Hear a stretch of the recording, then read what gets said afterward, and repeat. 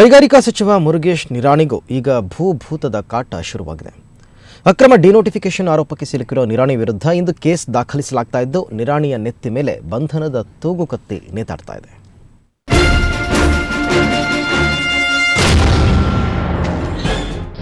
Nirani ಬೆನ್ನತ್ತಿದ denotification ಭೂತ, ಸಚಿವರ ಕುತ್ತಿಗೆಗೆ ಸುತ್ತಿಕೊಂಡ ಅಕ್ರಮದ ಪಾಶ. ಮುರುಗೇಶ್ ನಿರಾಣಿ ವಿರುದ್ಧ ಇಂದು ಕೇಸ್ ದಾಖಲು.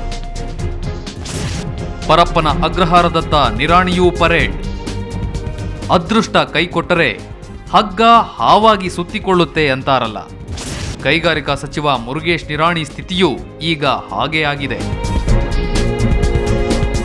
ಈಗಾಗಲೇ ಮಾಜಿ ಸಿಎಂ ಯಡಿಯೂರಪ್ಪ, ಕೃಷ್ಣಯ್ಯ ಶೆಟ್ಟಿ ಸೇರಿದಂತೆ ಹಲವು ಬಿಜೆಪಿ ಹುರಿಯಾಳುಗಳನ್ನು ಜೈಲು ಪಾಲು ಮಾಡಿರೋ ಭೂಭೂತ ಈಗ ನಿರಾಣಿಯ ಬೆನ್ನತ್ತಿದೆ. ನಿರಾಣಿ ವಿರುದ್ಧ ಅಕ್ರಮ ಡಿನೋಟಿಫಿಕೇಶನ್ಗೆ ಸಂಬಂಧಿಸಿದಂತೆ ಲೋಕಾಯುಕ್ತ ಪೊಲೀಸರು ಇಂದು ಕೇಸ್ ದಾಖಲಿಸಲಿದ್ದಾರೆ.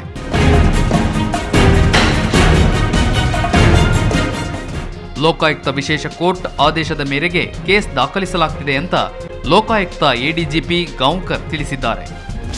ಇಷ್ಟಕ್ಕೂ ನಿರಾಣಿ ವಿರುದ್ಧ ಕೇಳಿಬಂದಿರೋ ಆರೋಪ ಏನು?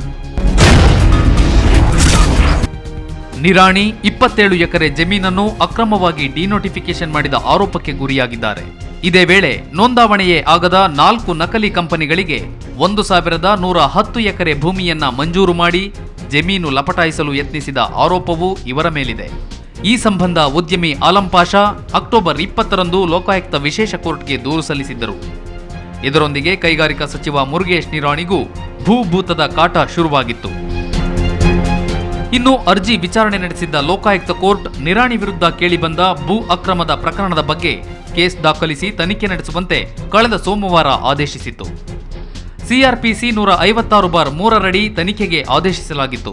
ಅಲ್ಲದೆ ಈ ಬಗ್ಗೆ ಬೆಂಗಳೂರು ಜಿಲ್ಲಾ ಎಸ್ಪಿ ನೇತೃತ್ವದಲ್ಲಿ ತನಿಖೆ ನಡೆಸಿ ನವೆಂಬರ್ 16ರೊಳಗೆ ವರದಿ ಸಲ್ಲಿಸುವಂತೆ ಸೂಚಿಸಿತ್ತು. ಈ ಹಿನ್ನೆಲೆಯಲ್ಲಿ ಪ್ರಕರಣದ ತನಿಖೆ ತೀವ್ರಗೊಳಿಸಿದ ಲೋಕಾಯುಕ್ತ ಪೊಲೀಸರು ಇವತ್ತು ಸಚಿವ ನಿರಾಣಿ ವಿರುದ್ಧ ಕೇಸ್ ದಾಖಲಿಸಲಿದ್ದಾರೆ. ಹೀಗಾಗಿ ತನಿಖೆಗೆ ಅಸಹಕಾರ ತೋರಿದರೆ ಆರೋಪಿ ಸಚಿವರನ್ನು ಬಂಧಿಸುವ ಅಧಿಕಾರ ಲೋಕಾಯುಕ್ತ ಪೊಲೀಸರಿಗಿರುತ್ತೆ. ಹಾಗಾಗಿ ಸಚಿವ ಮುರುಗೇಶ್ ನಿರಾಣಿ ನೆತ್ತಿ ಮೇಲೂ ಬಂಧನದ ತೂಗುಗತ್ತಿ ನೇತಾಡುತ್ತಿದೆ.